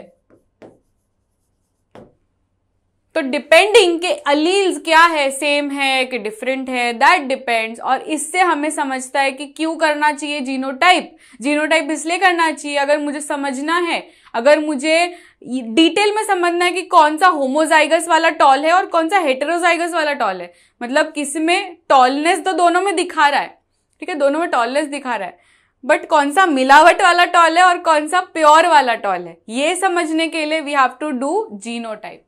तो ये अभी आपको समझ गया रहेगा। फिनोटाइप मतलब सिर्फ फिजिकल अपीयरेंस से आप देख रहे हो, दैट इज टॉल है कि ड्वार्फ है कि राउंड उसके सीड्स है, क्या है वो ट्रेट, आप सिर्फ देखने से समझ रहे हो। अगर आपको जानना है कि कौन सा होमोजाइगस है कौन सा हेटेरोजाइगस है, तो आप क्या करोगे, जीनोटाइप निकालोगे। फॉर एग्जाम्पल यही एग्जाम्पल यहाँ पे दिया गया है, अगर कैपिटल टी है, कैपिटल टी है तो भी वो टॉलनेस देगा। बट अगर यहाँ पे थर्ड वाला देखो, यहाँ पे अगर एक कैपिटल एक स्मॉल है तो भी वो टॉलनेस देगा, राइट। एक कैपिटल है एक स्मॉल है तो भी टॉलनेस देगा। यहाँ पे मैंने एक मिडल भी बनाया है छोटा सा, ये क्या है, इसका क्या रहेगा, इसका ड्वार्फनेस है, राइट। ये तो ड्वार्फ प्लांट है, इसका जीनोटाइप क्या हो सकता है, इसका एक ही जीनोटाइप हो सकता है, राइट। इसकी पॉसिबिलिटी एक ही हो सकती है, इसका जीनोटाइप होगा स्मॉल टी। अब मुझे कमेंट सेक्शन में ये बताओ कि क्या इसमें हेटेरोजाइगस ड्वार्फ पॉसिबल है, यस और नो, और उसका रीजन क्या होगा। इसमें हमने देखा टॉलनेस एज अ ट्रेट जो है, उसमें हमने देखा कि दो पॉसिबिलिटीज है, या तो वो होमोजाइगस टॉल हो सकता है या तो वो हेटेरोजाइगस टॉल हो सकता है। ड्वार्फ में मैं बोल रही हूं कि ड्वार्फ में एक ही पॉसिबिलिटी है, मुझे लगता है ऐसा, बट मुझे आप कमेंट सेक्शन में बता सकते हो कि क्या इसमें हेटेरोजाइगस ड्वार्फ पॉसिबल है, इफ नो व्हाई, ठीक है। नेक्स्ट यही डिटेल में करेंगे, what is homozygous, what is heterozygous. हमने एक्चुअली कर लिया, बट एक बार देख लेते हैं what is homozygous, what is heterozygous. Homozygous यानी यही लिखा है यहाँ पे, क्या लिखा है कि सेम टाइप रहेगा अगर दोनों अलील्स अगर सेम है। फॉर एग्जाम्पल कैपिटल टी है या तो स्मॉल टी है, हो ऐसा जरूरी नहीं है कि दोनों डोमिनेंट ही हो, दोनों सेम होने चाहिए। अगर दोनों बड़े भाई है तो दोनों बड़े भाई होने चाहिए, अगर छोटे भाई है तो दोनों छोटे भाई होने चाहिए, that is homozygous, same alleles होना। हेटेरोजाइगस यानी एक बड़ा भाई एक छोटा भाई, तो हेटेरोजाइगस कंडीशन में एक अलील होगा डोमिनेंट, दूसरा अलील होगा रेसेसिव, ठीक है। तो that is why different types of alleles are present and these are heterozygous in nature. यहां पे एग्जांपल दिया गया है, एक कैपिटल टी एक small T, and that is why this is heterozygous tall. अभी कुछ नहीं होगा आपको confusion. Now we move on to सबसे important part of the chapter, that is monohybrid cross. Mendel ने ये सब कुछ तो बोल दिया। देखो ये अगर आपको क्रॉसिंग करनी है ना तो ये बेसिक नॉलेज होनी चाहिए, that is phenotype, genotype, allele, homozygous, heterozygous, ये सब अगर आपको बेसिक नॉलेज है तो अभी आप मेरे साथ कर सकते हो क्रॉसिंग। क्रॉसिंग दो टाइप्स की हो सकती है, crosses are of two types, monohybrid cross या तो डाइहाइब्रिड क्रॉस। मोनोहाइब्रिड क्रॉस नाम से ही समझते हैं कि मोनो मतलब एक ही, तो मोनोहाइब्रिड क्रॉस में हम सिर्फ और सिर्फ एक ही ट्रेट को स्टडी करेंगे, single trait we will study. Dihybrid में हम दो ट्रेट स्टडी करेंगे, वो भी हम डिटेल में करेंगे।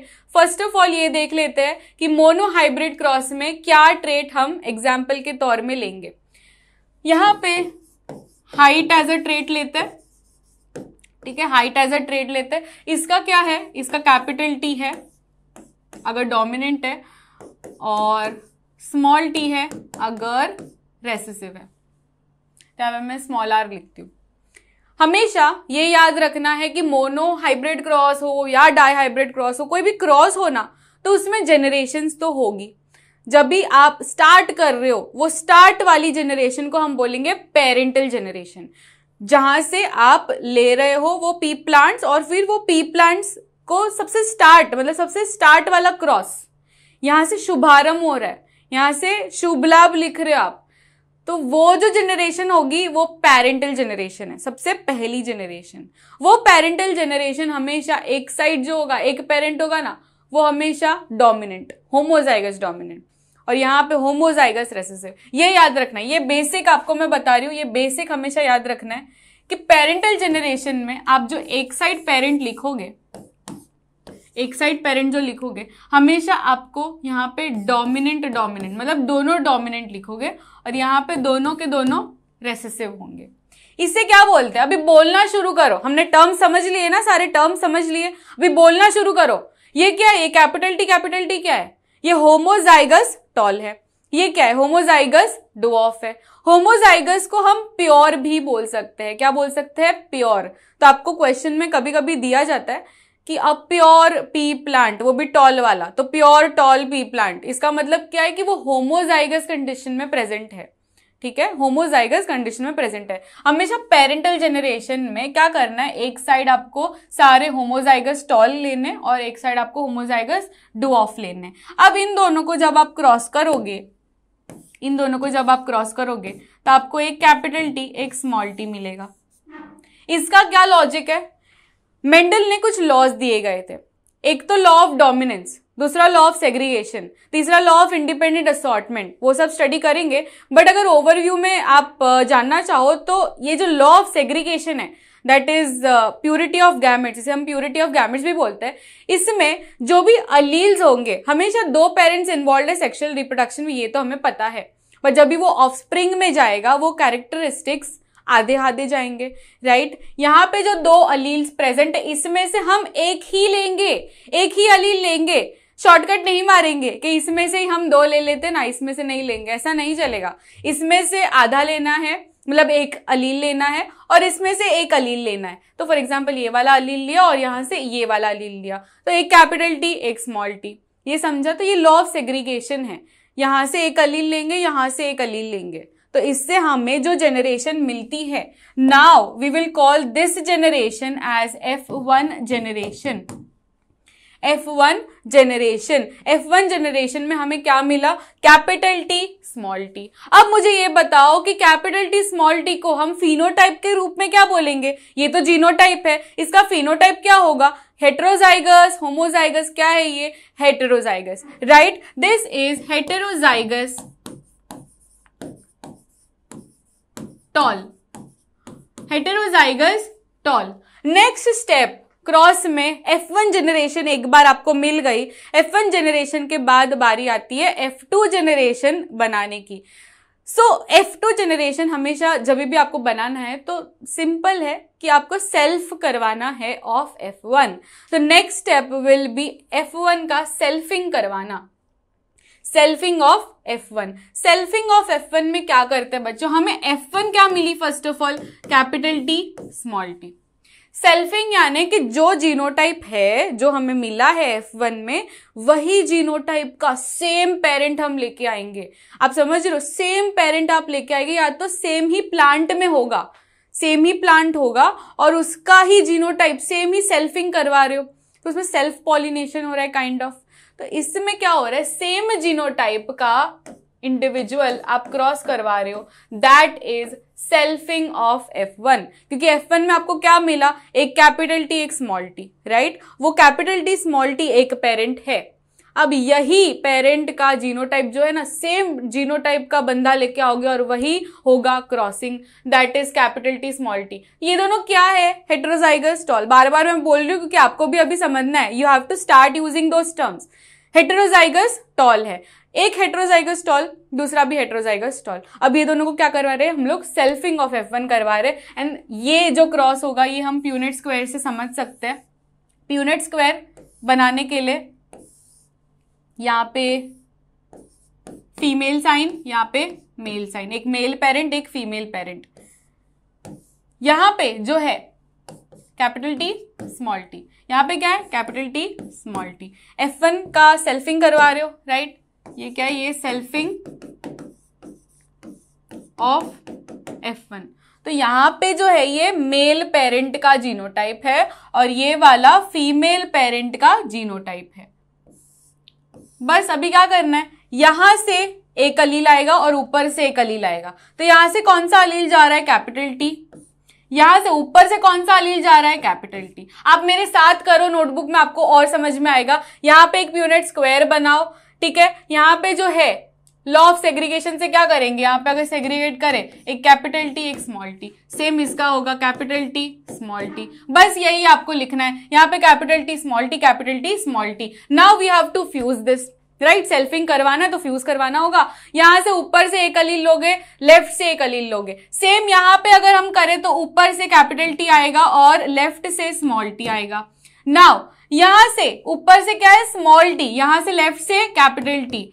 ऐसा एज सच कोई रूल नहीं है, बच्चे पूछते कुछ रूल है क्या कि स्मॉल टी पहले नहीं लिख सकते, कैपिटल टी पहले लिखना है, एज सच कोई रूल नहीं है। But to get better understanding या थोड़ा सिंप्लीफाइड वे में दिखने को अगर अच्छा लगता है तो कैपिटल पहले अच्छा लगता है, इसलिए यहाँ पे मैंने कैपिटल टी पहले लिखा है। नेक्स्ट, इसमें तो ऊपर से भी स्मॉल टी आ रहा है, लेफ्ट से भी स्मॉल टी आ रहा है, तो फाइनल जो हमें मिला है दिस 4, ये क्या है, F2 जनरेशन। क्या है ये, F2 जनरेशन। तो F2 जनरेशन में हमें क्या मिला बच्चों, F2 जनरेशन में हमें एक कैपिटल टी मिला, राइट। नेक्स्ट, ये दोनों क्या है, ये दोनों हेटेरोजाइगस है, तो 2 हमें हेटेरोजाइगस मिले और एक होमोजाइगस डुऑफ मिला। Is this understood? इजी है, इजी है ना, यहाँ पे कुछ नहीं है। यहाँ पे एक हमें स्मॉल टी मिला, एक हमें स्मॉल टी मिला, दूसरे 2 जो है ये हेटेरोजाइगस मिले, और कौन सा कलर ले, यहाँ पे व्हाइट फिर से ले लेते हैं, और एक स्मॉल टी मिला है। तो यही मैंने यहाँ पे लिखा है। नाउ ये बेसिस पे हमें 2 रेशियोज लिखने हैं, एक फिनोटिपिक रेशियो एक जीनोटिपिक रेशियो। तो जब भी आप कोई भी क्रॉस बनाओगे, सब क्रॉसिंग होने के बाद लास्ट में स्वाहा करने का, स्वाहा कैसे करने का, फिनोटिपिक रेशियो और जीनोटिपिक रेशियो लेके स्वाहा करने का। तो फिनोटिपिक रेशियो क्या है, जो देख के समझता है, देख के क्या समझ रहा है, हाइट एज अ ट्रेट देख के कैसे समझता है कि कितने टॉल है कितने ड्वार्फ है, ठीक है। इसमें हम जीनोटाइप की बात नहीं कर रहे हैं। अगर मेरे पास ये 4 प्लांट अगर मेरे सामने ऐसा है, तो मैं अगर सिर्फ देख के समझू तो कितने टॉल और कितने ड्वार्फ, यहाँ पे देखो, यहाँ पे कैपिटल टी किसके पास है, यहाँ तीनों के पास है, ये 3 के पास है, तो इसका मतलब है कि ये 3 तो पक्का क्या होंगे, टॉल होंगे।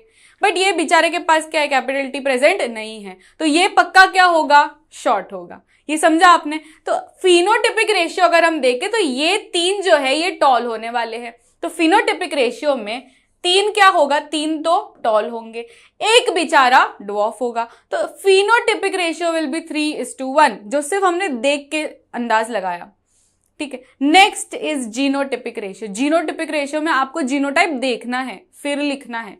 नाउ देखने से अभी क्या समझता है आपको, यहां पे जो है ये टॉल, होमोजाइगस टॉल एक ही है। होमोजाइगस कितना है, होमोजाइगस टॉल एक ही है। हेटेरोजाइगस कितने हैं, हेटेरोजाइगस टॉल 2 है, और होमोजाइगस क्या है, ये होमोजाइगस डुऑफ 1 है। तो genotypic ratio of monohybrid cross is 1:2:1 and phenotypic ratio of monohybrid cross is 3:1। तो ये कभी भी पूछ सकते हैं एमसीक्यू में, और ये हमेशा याद रखना है, फिनोटिपिक रेशियो 3:1, जीनोटिपिक रेशियो क्या है 1:2:1। अब होमवर्क आपका रहेगा कि आपको फाइंड आउट करना है, यहाँ पे हमने height as a trait find out किया, राइट।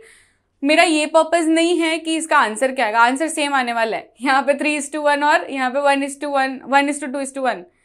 ये होमवर्क का पर्पस ये है कि आपको समझे कि कैसा क्रॉसिंग करना है, क्योंकि सिर्फ देखने से नहीं समझेगा, क्रॉसिंग कभी भी देखने से नहीं समझेगा, सिर्फ वीडियो को देखोगे तो नहीं समझेगा, आपको एक्चुअल में करना पड़ेगा।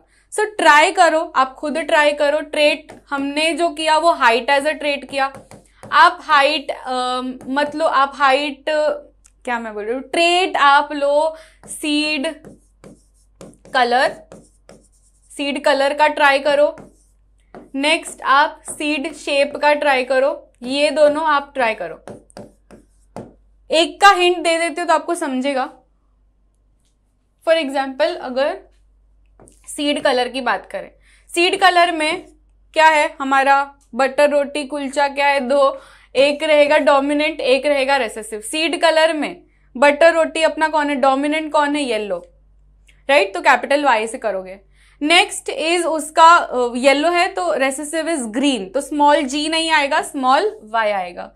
तो बस ये कैपिटल वाई स्मॉल वाई का करना है क्रॉसिंग, वो हिसाब से एक तरफ सारे डोमिनेंट एक तरफ सारे रेसेसिव, मतलब homozygous dominant versus homozygous recessive. तो कैपिटल वाई एक तरफ लिखोगे पेरेंटल जेनरेशन में, पेरेंटल जनरेशन स्टार्ट वाली जनरेशन, कैपिटल वाई एक तरफ लिखोगे और क्रॉस बनाओगे और यहाँ पे क्या रहेगा स्मॉल वाई, बस फिर तो सेम कंटिन्यू ऐसा करना है। सेम फिर सीड शेप के लिए क्या है round and wrinkle, round capital R से रिप्रेजेंट करते हैं तो उसका स्मॉल आर रहेगा रेसेसिव फॉर्म में, तो कैपिटल आर स्मॉल आर, बस ये ऐसा करना है। तो एक तरफ क्या रहेगा कैपिटल आर क्रॉस बनाओगे, एक तरफ क्या रहेगा स्मॉल आर, बस। अब मुझे नहीं लगता आपको कुछ डाउट रहेगा मोनो हाइब्रिड क्रॉस में। नेक्स्ट हम लोग मूव ऑन करते हैं फिर dihybrid cross. Dihybrid cross थोड़ा सा लेंदी होता है बट वो भी सेम है, सेम फॉर्मेट यूज करना है।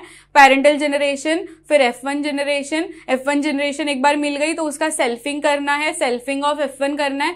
सेल्फिंग ऑफ F1 के बाद हमें जो जनरेशन मिलेगी that is the final result, that is F2 generation. फिर लास्ट में स्वाहा करना है, प्रोसेस का स्वाहा करना है, दैट इज फिनोटिपिक और जीनोटिपिक रेशियो लिखने के बाद। अब डाई हाइब्रिड क्रॉस में क्या डिफरेंस क्या है, monohybrid dihybrid difference क्या है, इसमें हम 2 ट्रेट स्टडी करेंगे एक ही क्रॉस में। उसमें कैसा हमने हाइट तो सिर्फ हाइट पे ही फोकस किया, एक ही ट्रेट स्टडी किया।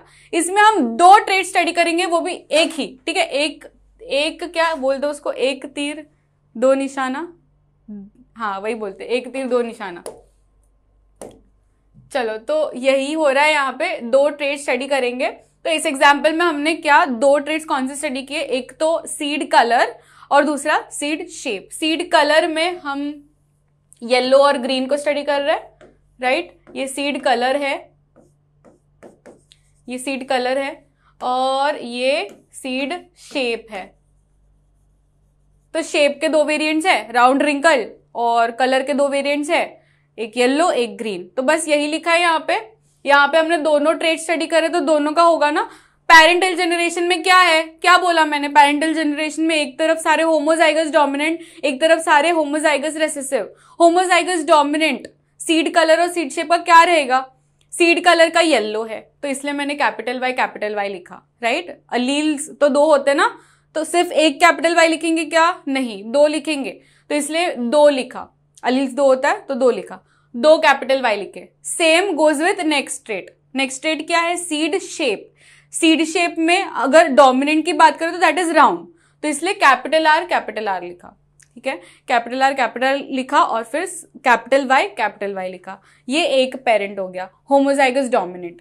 फिर क्रॉस करेंगे और यहाँ पे जो है ये सारे क्या है, ये होमोजाइगस रेसेसिव, तो सेम उसका ही रहेगा। ये ग्रीन है, स्मॉल वाई मतलब ग्रीन, और ये रिंकल्ड है तो रिंकल्ड ग्रीन। तो राउंड येलो को क्रॉस कर रहे विथ रिंकल्ड ग्रीन। एक बार हम क्रॉस करेंगे, पेरेंटल जनरेशन क्रॉस करेंगे तो हमें क्या मिलता है, F1 जनरेशन मिलती है। F1 जनरेशन में कुछ इसका आएगा कुछ इसका आएगा, राइट, यही है हमारा यही है लॉजिक। तो इसमें से हम फॉर एग्जाम्पल ये है और ये है, तो इसमें से हम कैपिटल आर स्मॉल आर और कैपिटल वाई स्मॉल वाई, मतलब एक सब लेंगे। जैसा हम शादी में जाते सब वैरायटी, मतलब बहुत सारी वैरायटी है, पिज्जा है, डोसा है, पास्ता है, पानीपुरी है, सब कुछ है, सैंडविच है, सब कुछ है। और हमें पेट भरने के लिए सब कुछ नहीं चाहिए, एक्चुअल में तो नहीं चाहिए, हमें थोड़ी सी भूख होती है बट हम लेते सब कुछ है, थोड़ा थोड़ा सब लेते हैं क्योंकि हम कुछ मिस नहीं करना चाहिए, हमें कुछ मिस नहीं होना चाहिए। तो वैसा ही यहाँ पे करना है। अलील्स इतने सारे हैं भर के, तो ऐसा नहीं कि सब ले लेंगे एक साथ, थोड़ा थोड़ा लेंगे सब कुछ, तो एक लेंगे सब कुछ। तो यहाँ पे एक कैपिटल आर लेंगे, इसमें से एक कैपिटल आर लेंगे और इसमें से एक स्मॉल कैपिटल वाई लेंगे, ठीक है, एक कैपिटल वाई लेंगे और इसमें से एक कैपिटल कैपिटल आर लेंगे और इसमें से कैपिटल वाई लेंगे। नेक्स्ट यहां में से भी सेम, एक पिज्जा एक पास्ता, तो यही हुआ है। तो ये दोनों को ज्वाइन कर देंगे तो हमें ये जीनोटाइप मिलेगा, that is round yellow. Round yellow उसका जीनोटाइप रहेगा बट वो हेटेरोजाइगस कंडीशन में। हमने पिछले एग्जाम्पल में भी यही देखा कि जो F1 में हमें जो मिलता है ना वो F1 में हमेशा हेटेरोजाइगस कंडीशन में ही मिलता है, राइट? वो उसमें भी देखा था हमने कि एक कैपिटल T है, एक स्मॉल t है, मतलब वो हेटेरोजाइगस कंडीशन में है, बट दिखाएगा वो डोमिनेंट वाले फीचर्स। तो वैसा ही यहाँ पे है, हेटेरोजाइगस कंडीशन में बट डोमिनेंट वाले फीचर्स दिखा रहे, that is round and yellow. ठीक है, एक बार ये मिल गया ना तो नेक्स्ट स्टेप क्या होगा हमारा, ये क्या है, ये F1 जनरेशन है। नेक्स्ट जनरेशन क्या होती है, F2 जनरेशन, बट उसको पाने के लिए हमें कुछ करना पड़ेगा, that is selfing of F1। तो सेल्फिंग ऑफ F1 करने से पहले हमें कुछ कॉम्बिनेशंस बनाने होंगे। तो F1 जनरेशन में हम मतलब F2 जनरेशन पाने के लिए हम सेल्फिंग ऑफ F1 करेंगे। तो ये एक पेरेंट है, ये एक पेरेंट है, दूसरा पेरेंट भी सेम जीनोटाइप का लेंगे, राइट? मैंने यही बोला था आपको। तो सेल्फिंग ऑफ F1 में सेम जीनोटाइप होने चाहिए दोनों के दोनों पेरेंट के पास। अब ये दो जो है इसके अलील्स हम अब सेग्रीगेट करेंगे। तो इसमें से भी सेम वही लॉजिक, थोड़ा पास्ता, थोड़ा पिज्जा, थोड़ा पानीपुरी, थोड़ा सैंडविच। तो इसमें से कैपिटल R ले लिया, ठीक है, कैपिटल R ले लिया, फिर स्मॉल r ले लिया, फिर कैपिटल Y ले लिया और इसमें से ये लिया।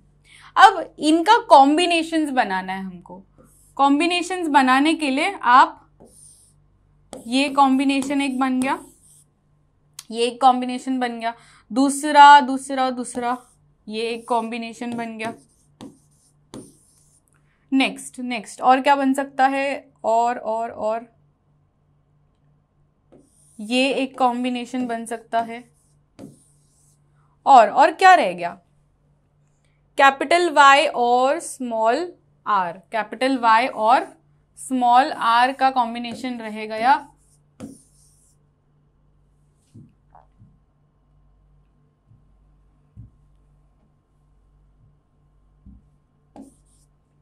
बस, तो ये चार कॉम्बिनेशंस हमें एक पेरेंट से मिले, राइट? ये मैंने सिर्फ एक पेरेंट का लिया। अब सेकंड पेरेंट भी सेम जीनोटाइप का है तो उसका कॉम्बिनेशंस अलग रहेगा क्या? नहीं रहेगा ना, सेम कॉम्बिनेशंस ही रहेंगे। तो ये जो चार कॉम्बिनेशंस मुझे मिले, यही चार कॉम्बिनेशन मुझे सेकंड पेरेंट से मिलेंगे।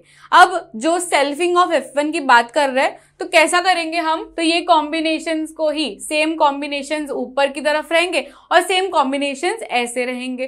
तो इससे क्या बोलते हैं, प्यूनेट स्क्वायर बोलते हैं। तो यहां से सेम ऊपर ये रहेगा कॉम्बिनेशंस और सेम यहां पे रहेगा। तो जब भी आप इस तरीके से लिखोगे तो आपको ये सारे जीनोटाइप्स ऑब्टेन होंगे। तो मैंने कुछ ब्लैंक स्पेसेस लिखे जिससे आपको समझ में आ जाएगा। चार एग्जांपल्स हम करेंगे। यहां से देखो, अब ध्यान दो, यहां से ऊपर से क्या आ रहा है, capital R small, capital R capital Y, ठीक है, कैपिटल R कैपिटल Y। यहां से भी सेम आ रहा है, कैपिटल, तो इसका genotype will be capital R capital Y capital Y। Now next, यहां से ऊपर से क्या आ रहा है, स्मॉल r और कैपिटल Y। नेक्स्ट, यहां से एक स्मॉल और फिर से एक कैपिटल, तो यहां पे भी यही रहेगा, राइट? ये जीनोटाइप रहेगा। नेक्स्ट, यहां पे ऊपर से आ रहा है कैपिटल R और नीचे से क्या, ऊपर से ही आ रहा है स्मॉल y। सेम यहां से कैपिटल Y और स्मॉल r, तो सेम यहां पे सेम लिखेंगे, that is this.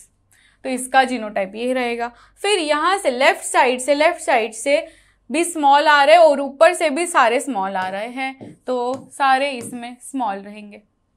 Is this understood? तो कुछ नहीं, इसमें कुछ रॉकेट साइंस नहीं है। जो ऊपर से आ रहे अलील्स और लेफ्ट साइड से जो अलील्स आ रहे हैं उसको लिखना है, और फिर एक बार आपने लिख दिया तो उसका फिनोटाइप लिखना है। अभी इसका फिनोटाइप क्या है, देखो यहाँ पे डोमिनेंट है, इसमें डोमिनेंट, सिर्फ डोमिनेंट को देखना है, रेसेसिव को तो देखना ही नहीं है क्योंकि वो छोटा भाई है, वो एक्सप्रेस नहीं करने वाला है। तो अगर डोमिनेंट प्रेजेंट है तो बस वही डोमिनेंट फीचर्स दिखाई देंगे। तो इसमें कैपिटल R है और कैपिटल Y है। कैपिटल R मतलब राउंड रहेगा, सीड राउंड रहेगा, और कैपिटल Y है मतलब येलो रहेगा। तो इसका फिनोटाइप क्या रहेगा, इसका फिनोटाइप राउंड येलो रहेगा। नेक्स्ट क्या लिखा है मैंने, स्मॉल r मतलब रिंकल्ड, राइट? तो ये रिंकल्ड रहेगा। नेक्स्ट इज कलर में कैपिटल Y दिया गया है, मतलब वो रिंकल्ड है बट येलो कलर का सीड है, राइट? फिनोटाइप ऐसे समझना है।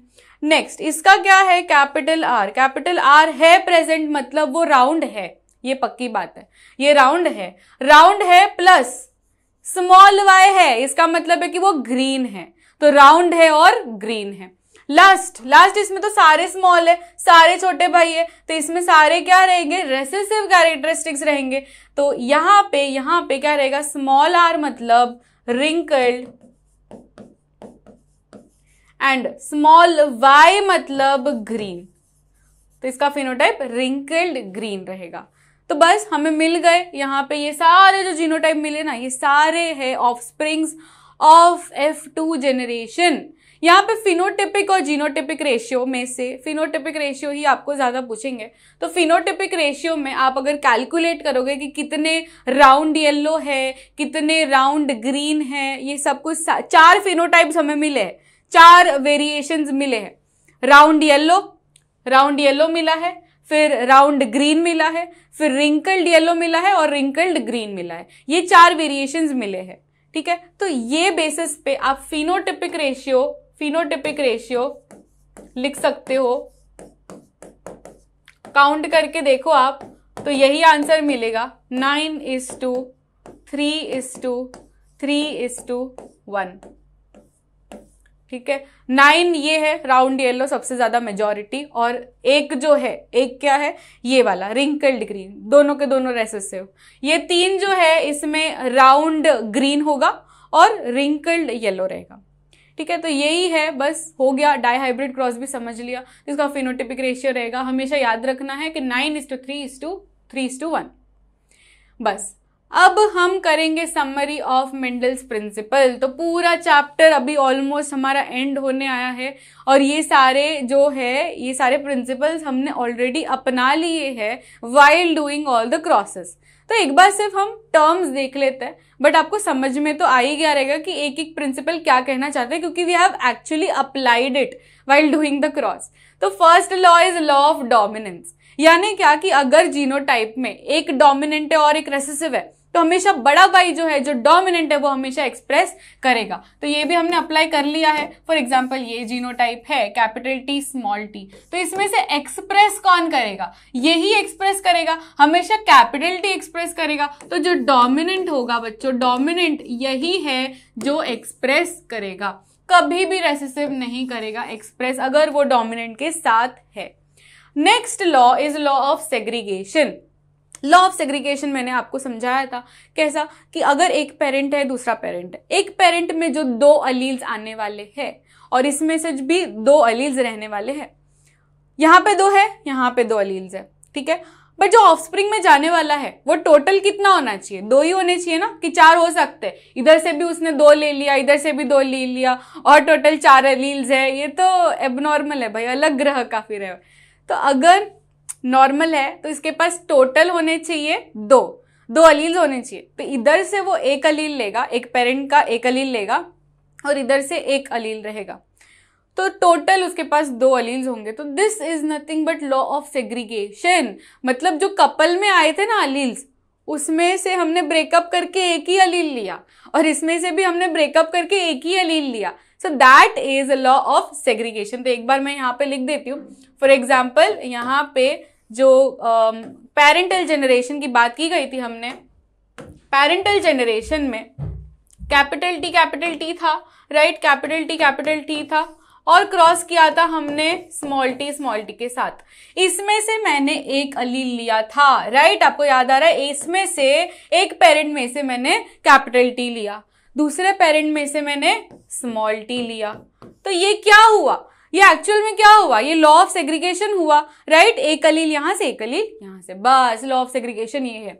लॉ ऑफ सेग्रीगेशन को हम law of purity of gametes भी बोलते हैं। क्या बोलते हैं, प्यूरिटी ऑफ गैमेट्स भी बोलते हैं। Last law independent assortment. ये इंडिपेंडेंट असॉर्टमेंट आप डाइहाइब्रिड क्रॉस में देख सकते हो। इंडिपेंडेंट असॉर्टमेंट यानी क्या कि जब भी हम एक ही क्रॉस में 2 ट्रेट स्टडी कर रहे हैं। फॉर एग्जांपल हमने जो एग्जांपल लिया था उसमें हमने seed colour and seed shape दोनों ट्रेट्स एक ही क्रॉस में स्टडी किए। तो क्या उसमें ऐसा हुआ कि जो एक ट्रेट है वो दूसरे को कंपटीशन कर रहा है, दूसरे को धक्का मार रहा है, बोल रहा है कि नहीं मैं जो राउंड ट्रेट है मैं ही एक्सप्रेस करूंगा, तेरा ट्रेट मैं एक्सप्रेस करने ही नहीं दूंगा। तो ऐसा हमने नहीं देखा। जो दो ट्रेट्स हम स्टडी कर रहे हैं वो दोनों ट्रेट्स एक्सप्रेस होने वाले, दैट इज पक्की बात। तो वही यहां पे लिखा गया कि इंडिपेंडेंट असॉर्टमेंट यानी वही कि जो दो ट्रेट्स हम स्टडी कर रहे हैं वो दोनों ट्रेट्स एक्सप्रेस होने वाले, वो इंडिविजुअल वो ऑफस्प्रिंग में दोनों एक्सप्रेस होने वाले हैं। ऐसा कभी भी नहीं होगा कि एक ट्रेट दूसरे ट्रेट को ऐसा डिशुम डिशुम कर रहा है और दूसरा ट्रेट फर्स्ट ट्रेट को डिशुम डिशुम करे, कभी भी नहीं होगा। दोनों ट्रेट्स होंगे एक्सप्रेस। तो यहाँ पे लॉ ऑफ इंडिपेंडेंट असॉर्टमेंट यानी genes found on separate chromosomes are inherited on independently। यहाँ पे आपको एक जीनोटाइप लिख देती हूँ। For example yellow yellow round round किया था हमने और येलो, तो ये एक जीनोटाइप था। तो इसमें से राउंड वाला राउंड एक्सप्रेस करेगा, येलो वाला येलो एक्सप्रेस करेगा। ऐसा कभी भी नहीं होगा, दोनों अपना अपना काम करेंगे। ऐसा कभी भी नहीं होगा कि राउंड वाला बोलेगा येलो एक्सप्रेस मत कर, येलो वाला बोलेगा राउंड एक्सप्रेस मत कर। तो ये है इंडिपेंडेंट असॉर्टमेंट। ठीक है, ये किसने दिया था? मेंडल चाचा ने दिया था। अब हम last part of this chapter आते हैं, that is sex determination. Sex determination यानी क्या कि जो ऑफस्प्रिंग होने वाला है वो ऑफस्प्रिंग मेल होने वाला है कि फीमेल होने वाला है, that is nothing but sex determination. Sex determination in humans करके आपके टेक्स्ट बुक में टॉपिक दिया गया है, बट इससे पहले आपको एनिमल्स के बारे में थोड़ा स्टडी करना जरूरी है, राइट। कुछ 2-3 लाइंस दिए गए हैं बट वो भी इंपॉर्टेंट है, ऐसा छोड़ तो नहीं सकते। तो मैंने ये टॉपिक डाल दिया, that is sex determination in animals. तो एनिमल्स में ये देखा गया है कि इनका sex determination is not genetically, मतलब जेनेटिकली नहीं आता। ऐसा मैं ये नहीं बोल रही हूँ कि सारे एनिमल्स ऐसे ही होते हैं, बट जो लोअर इनवर्टिब्रेट्स है, कुछ एनिमल्स है, वो ऐसा फॉलो करते हैं कि उनका जो सेक्स डिटर्मिनेशन है वो जेनेटिकली नहीं आ रहा, उनका सेक्स डिटर्मिनेशन एनवायरमेंटली हो रहा है। एनवायरमेंटली हो रहा है, एनवायरमेंटल फैक्टर्स पे डिपेंड कर रहा है उनका सेक्स डिटर्मिनेशन। ये तो अलग बात हो गई। तो यहाँ पे एग्जाम्पल्स देखेंगे। एग्जाम्पल्स यहाँ पे टर्टल है और स्नेल है। तो अगर टर्टल की बात करें बच्चों, टर्टल रेप्टाइल्स पे बिलोंग करता है, ये तो आपको पता ही होगा। रेप्टाइल्स में ये एज अ जनरल चीज देखी गई है कि रेप्टाइल्स का sex determination is based on temperature. मतलब टेम्परेचर डिपेंड करेगा कि वो मेल होने वाला है कि फीमेल होने वाला है। ये बहुत अलग बात है बट ऐसा होता है। टर्टल्स में ये देखा गया है कि अगर टेम्परेचर बढ़ा, टेम्परेचर अगर हाई टेम्परेचर है, अगर हाई टेम्परेचर है तो ऑफस्प्रिंग फीमेल होगी, और अगर लो टेम्परेचर है तो ऑफस्प्रिंग मेल होगा। ठीक है, तो ये रेप्टाइल्स में टेम्परेचर डिपेंडेंट होने वाला है, ये आपको याद रखना है। ये टर्टल्स की बात कर ली। फिर कुछ स्नेल्स ऐसे होते हैं जो चेंज कर सकते हैं अपना सेक्स, मतलब वो बॉर्न हुए हैं, फॉर एग्जाम्पल मेल बॉर्न हुए हैं, but according to the needs it can change their sex. मतलब वो फीमेल भी बन सकता है, या तो मेल या तो फीमेल बन के फिर वो मेल बन सकता है। तो चेंज कर सकते हैं कुछ snails, they can change their sex. तो ये दो जो एग्जाम्पल्स हमने लिखे, इससे एंड लाइन क्या बनती है, मॉरल ऑफ द स्टोरी क्या है कि इनका जो है, इनका sex determination is not genetically, मतलब इनका क्या है, डिपेंडेंट एनवायरमेंटल फैक्टर्स पे, जेनेटिक फैक्टर्स पे डिपेंडेंट ही नहीं है। तो कुछ एनिमल्स, सम एनिमल्स, इनका एनवायरमेंटल फैक्टर्स पे डिपेंडेंट है। ये याद रखने वाली बात है। क्वेश्चन आ सकता है कि कुछ एनिमल्स का जीन्स पर डिपेंडेंट नहीं है, तो किस पे डिपेंडेंट है, एनवायरमेंटल फैक्टर्स पे डिपेंडेंट है। ठीक है, ये हो गया। अब हम लोग मेन टॉपिक पे जाएंगे, that is sex determination in humans. तो ह्यूमंस में आपको पता ही होगा, रिप्रोडक्शन चैप्टर में आपने बेसिक्स तो कर ही लिए हैं कि कैसा होता है। एक मेल गैमेट है, एक फीमेल गैमेट है। मेल गैमेट का नाम क्या है, स्पर्म। फीमेल गैमेट का क्या है, ओवम। तो एक जो ओवम है उसको अटैक करते हैं मिलियंस ऑफ स्पर्म्स, बट ये डिपेंड करता है कि वो स्पर्म में कौन सा वाला क्रोमोसोम है। अगर बेसिक्स की बात करें तो हम सब जो ह्यूमंस है, ये ह्यूमंस में कितने हैं, कितने क्रोमोसोम्स है, ह्यूमंस में कितने क्रोमोसोम्स है, 46 क्रोमोसोम्स, या तो 23 पेयर्स ऑफ क्रोमोसोम है। ये 23 पेयर्स में से 22 ऑटोसोम्स है, मतलब सादे वाले क्रोमोसोम है, अगर सिंपल भाषा में बोलूं तो सादे क्रोमोसोम्स है 22, और एक पेयर, एक ऐसा पेयर है जो सेक्स क्रोमोसोम है। एक पेयर, एक ऐसा क्रोमोसोम है जो सेक्स डिपेंड करेगा।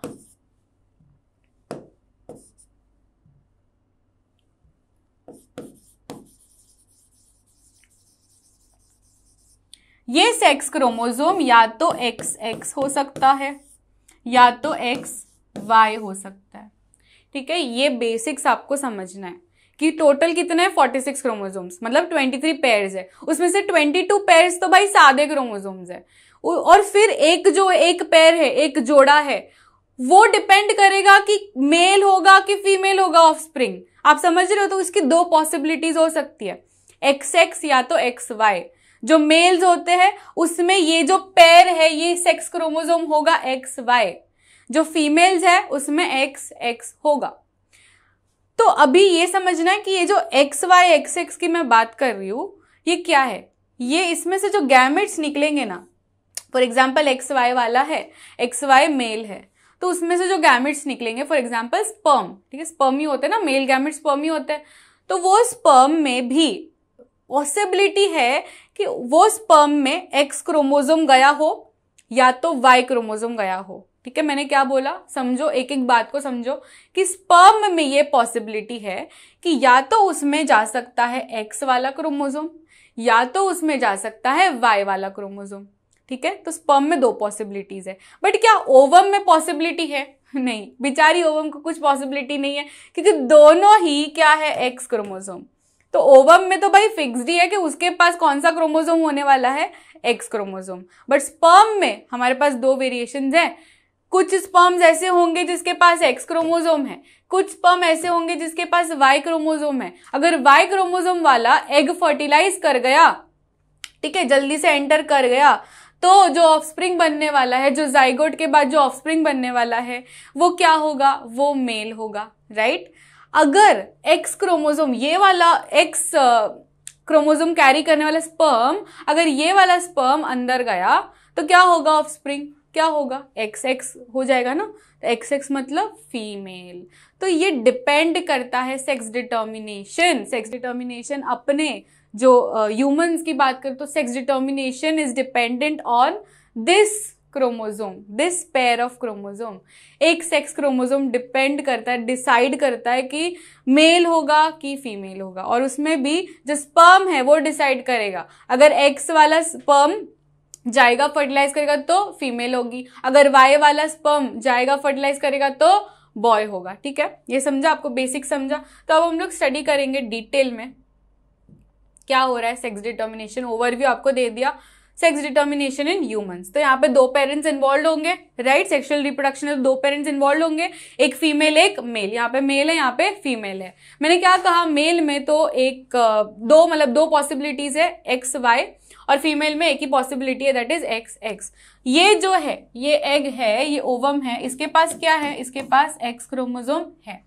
नाउ ये जो मेल है, मेल में जो स्पर्म है, वो स्पर्म में अगर वो कैरी कर रहा है X क्रोमोसोम, तो जो ऑफस्प्रिंग होगा वो क्या होगा बच्चों, ऑफस्प्रिंग बेबी गर्ल होगा, राइट। ये समझा आपको। नेक्स्ट पॉसिबिलिटी ये हो सकती है कि यहां से फिर से दोबारा X क्रोमोसोम ही आने वाला है। फर्स्ट पॉसिबिलिटी भी X क्रोमोसोम है, दूसरी पॉसिबिलिटी भी X क्रोमोसोम ही है। फीमेल की तरफ से एक ही पॉसिबिलिटी है, बट मेल में वेरिएशन देखा गया है। फर्स्ट पॉसिबिलिटी थी X क्रोमोसोम, दूसरी पॉसिबिलिटी क्या होगी, Y क्रोमोसोम। तो यहाँ पे नेक्स्ट पॉसिबिलिटी में स्पर्म ने कैरी किया Y chromosome, now it will be baby boy. ठीक है, समझा आपको। तो ये डिपेंड करता है, ये जो सेक्स डिटर्मिनेशन इन ह्यूमंस है, ये 50-50% पे डिपेंड करता है।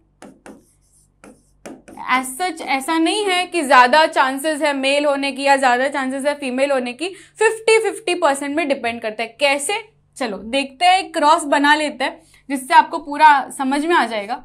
यहाँ पे XX, यहाँ पे XY। ये क्या है? ये मेल है और ये क्या है? ये फीमेल है। ये भी नीचे लिखते हैं, ऐसा ऊपर अलग अलग हो जाएगा। ठीक है, तो ये तो क्रोमोसोम है, पेयर ऑफ क्रोमोसोम है। अब हम जब गैमीट्स में डिवाइड करेंगे, गैमीट्स के पास एक ही क्रोमोसोम हो सकता है। गैमीट्स हैप्लॉइड होता है, वो सब मुझे डिटेल में नहीं बोलना है, कुछ ज्यादा टर्म्स हो जाएंगे। हैप्लॉइड मतलब कि उसके पास एक ही क्रोमोसोम रहेगा। नॉर्मल सेल्स के पास दोनों रहेगा, बट हैप्लॉइड है मतलब उसके पास एक ही रहेगा। और गैमीट्स जो होते हैं, गैमीट्स मतलब स्पर्म, ओवम, इनके पास सिर्फ एक ही क्रोमोसोम रहता है। तो या तो उसके पास एक्स रहेगा, फीमेल में तो एक ही चांस है, ओवम में दोनों के पास एक्स। इसमें दो वेरिएशन है, एक एक्स एक वाई। अब हम लोग क्रॉसिंग करेंगे तो ये वाला जो गैमेट है इसमें से एक एक्स लिया और मेल में से मैंने एक एक्स लिया, तो क्या बना? XX, right. अब ये वाला जो है ये हम इससे करेंगे तो इसमें क्या होगा? XY। नेक्स्ट, अब इसकी बारी है, ये और ये क्रॉस करेंगे तो XX बन रहा है। फिर ये और ये वाला Y क्रॉस करेंगे तो XY बन रहा है, राइट। सारे गैमेट्स सारे क्रोमोसोम मैंने यूज कर लिए। तो अभी क्या रिजल्ट आया? हमारे पास क्या रिजल्ट है कि XX वाले 2 है और XY वाले 2 है। तो इसका मतलब एंड रिजल्ट क्या है कि 50-50% है। इसमें ये गर्ल है, ये बॉय, ये फिर से ये क्या है? ये गर्ल है और ये बॉय है। तो 50-50% चांसेस है कि क्या होगा, सेक्स क्या होगा, मेल होगा कि फीमेल होगा। नेक्स्ट पॉइंट ये है कि mail decides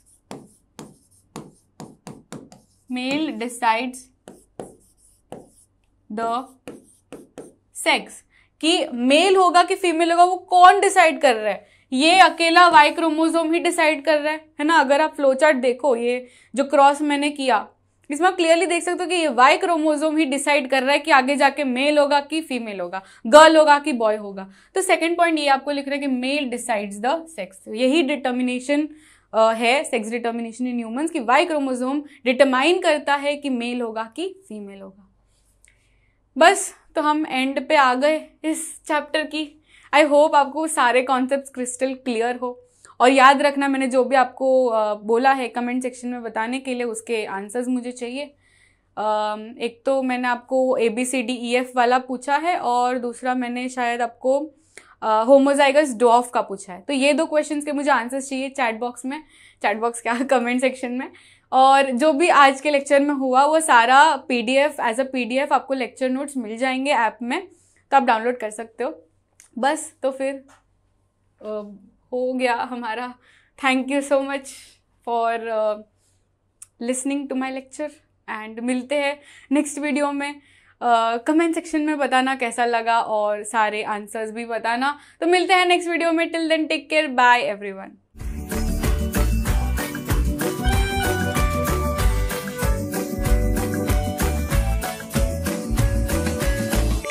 Download the app now.